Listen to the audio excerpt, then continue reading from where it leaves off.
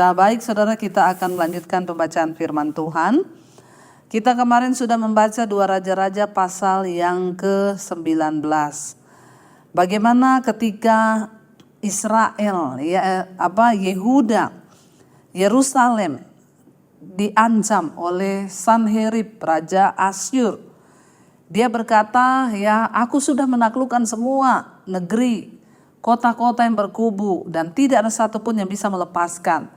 Maka saat ini aku juga akan menaklukkan Yerusalem, dan siapakah yang bisa menolong engkau? Mereka berkata, Allahmu itukah dapat sanggup menolong engkau? Di mana Allahmu yang kau percayai itu? Dan ketika itu saudara, Hizkia, kebetulan dia menjadi raja. Dia mendengar ancaman itu dan dia mengoyakkan pakaiannya. Lalu dia menyelubungi mukanya dan dikatakan dia pergi ke rumah Tuhan untuk sujud berlutut di sana. Dia mengandalkan Tuhan sebab dia tahu bukan dengan kekuatannya dia sanggup mengalahkan Raja Asyur yang begitu kuat. Lalu dia datang ke bait Allah, dia berseru kepada Tuhan. Hizkia berdoa di hadapan Tuhan. Dia berkata, ya Tuhan Allah, yang bertahta di atas kerubim, Allah Israel. Dia katakan di sana, engkau yang menjadikan langit dan bumi, sendengkanlah telingamu dan dengarlah, bukalah matamu ya Tuhan, dan lihatlah. Dia berkata, dengarlah perkataan Sanherib yang telah dikirimnya untuk mengabaikan Allah yang hidup. Sanherib sangat menghina Tuhan. Dia bilang, tidak ada satupun Allah yang bisa mencegah dan dapat dia memberi kemenangan selain daripada kekuasaan kami, Raja Asyur. Dan Hizkia berlutut di kaki Tuhan. Dia membawa persoalannya kepada Tuhan. Dia berkata, ya Tuhan, memang Raja Asyur telah memusnahkan bangsa-bangsa dan semua negeri-negeri mereka. Dan menaruh para Allah huruf kecil, dan dia menaruh Allah-Allah mereka itu ke dalam api. Sebab memang Allah mereka itu bukan Allah dan itu hanya buatan manusia.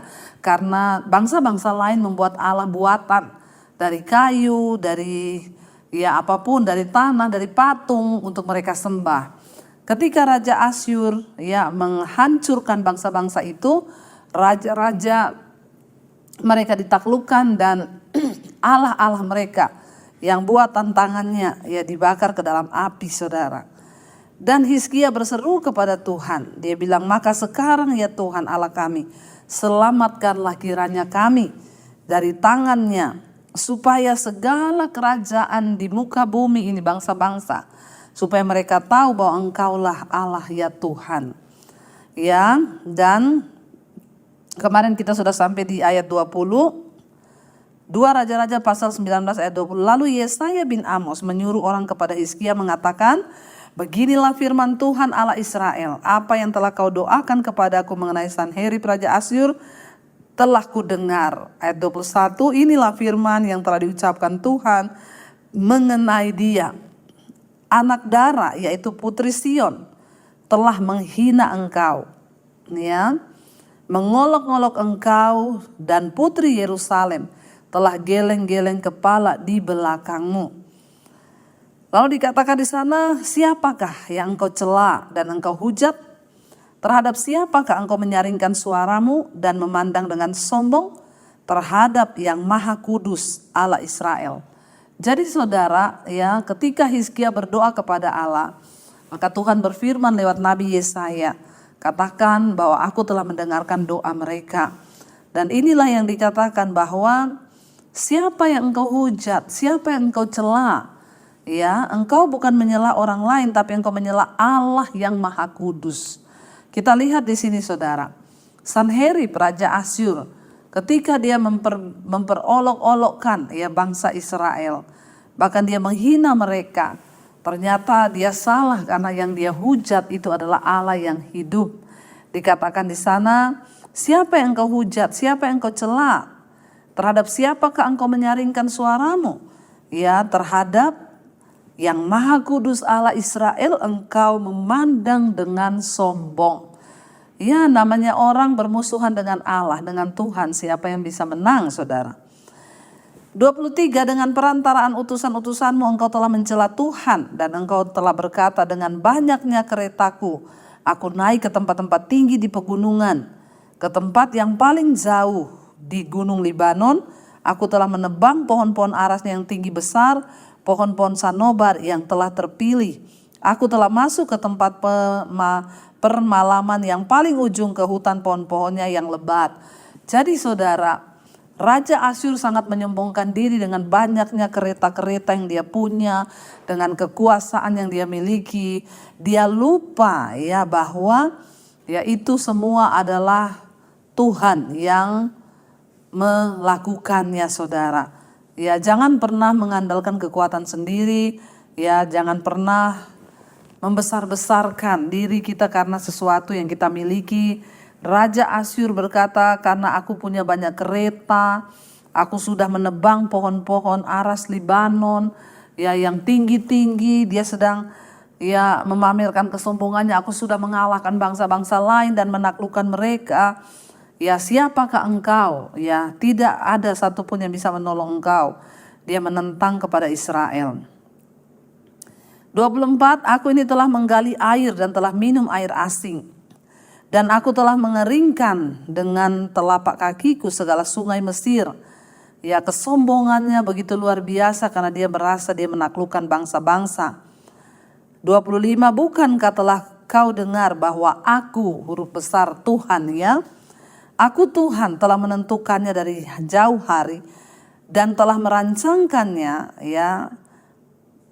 Aku telah merancangkannya pada zaman purbakala. Sekarang aku mewujudkan bahwa engkau membuat sunyi senyap kota-kota yang berkubu menjadi timbunan batu. Jadi saudara, ketika bangsa Mesir menyombongkan diri, Tuhan berkata, semua itu akulah yang sudah merencanakan, sehingga engkau dapat menaklukkan semua kota-kota. Itu masuk dalam rencana Tuhan. Jadi bukan karena Asyur memiliki kekuatan, tapi itu adalah rencana Tuhan agar dia menaklukkan. Jadi saudara, sadarilah apapun yang kita miliki hari ini itu masuk dalam rencana Tuhan. Jangan pernah kita menyombongkan diri, jangan pernah kita meninggikan diri, sebab ya semua yang kita peroleh hari ini semua itu dalam rencana Tuhan. Semua dalam rancangannya, bahkan sejak purbakala Alkitab berkata, Tuhan bilang sejak dari zaman purbakala aku sudah merancangkan itu bahwa engkau akan menaklukkan bangsa-bangsa.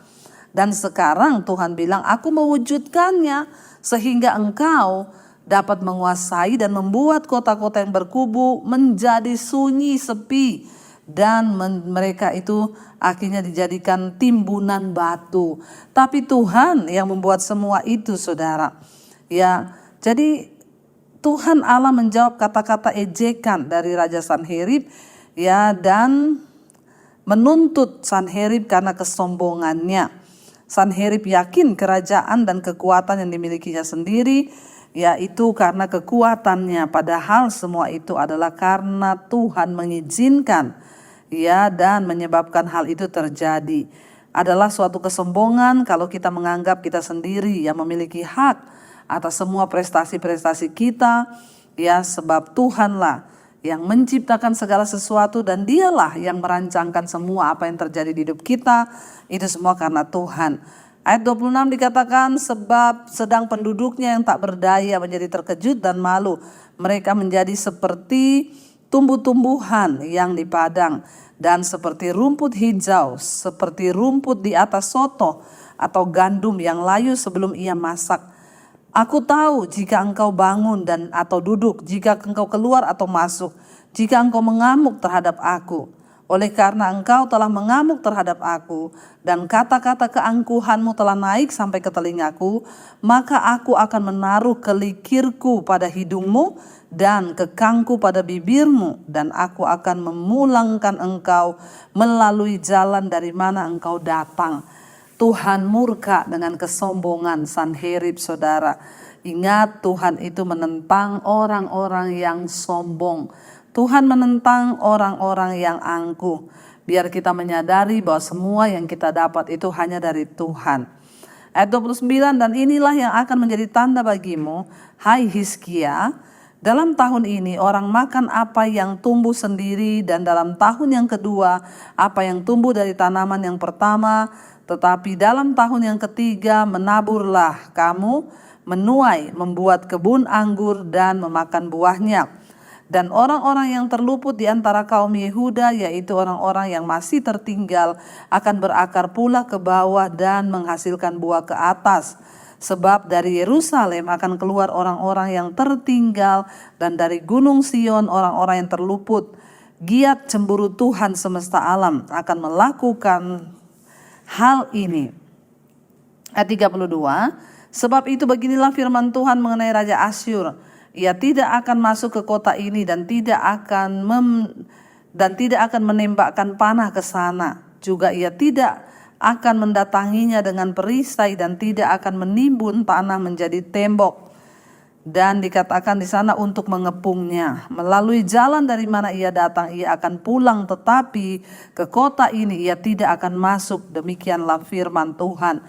Dan aku akan memagari kota ini untuk menyelamatkannya, oleh karena aku dan oleh karena Daud hambaku. Maka malam itu keluarlah malaikat Tuhan, lalu dibunuhnyalah 185.000 orang di dalam perkemahan Asyur. Keesokan harinya pagi-pagi tampaklah semua bangkai orang-orang mati belaka. Sebab itu berangkatlah Sanherib Raja Asyur dan pulang, lalu tinggallah ia di Niniwe. Pada suatu kali ketika ia sujud menyembah dekat kuil Nisrok Allahnya, maka Adramelek dan Sareser anak-anaknya membunuh dia dengan pedang, dan mereka meloloskan diri ke tanah Ararat. Kemudian Esarhadon anaknya menjadi raja menggantikan dia.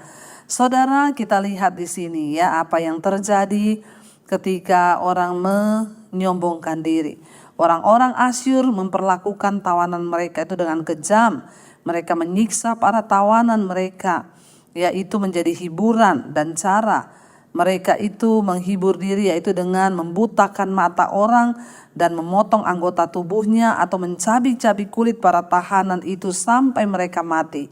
Kalau orang-orang Asyur ingin menjadi seorang tawanan sebagai budak, mereka sering menancapkan pengait di hidung tawanan itu. Jadi Allah sebetulnya sedang mengatakan bahwa orang-orang Asyur akan diperlakukan sama seperti memperlakukan orang lain.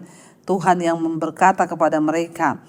Dan selama masih ada, ya dikatakan di sana, ya ketika mereka sombong saudara, dan ada kesombongan dalam hati mereka, Tuhan membalaskan. Dan luar biasanya ya ketika malam itu akhirnya datanglah malaikat membunuh di sana, tidak main-main saudara. Dibunuhnyalah 185.000 orang di dalam perkemahan Asyur. Sehingga akhirnya Asyur tidak dapat melintasi dan masuk ke Yerusalem.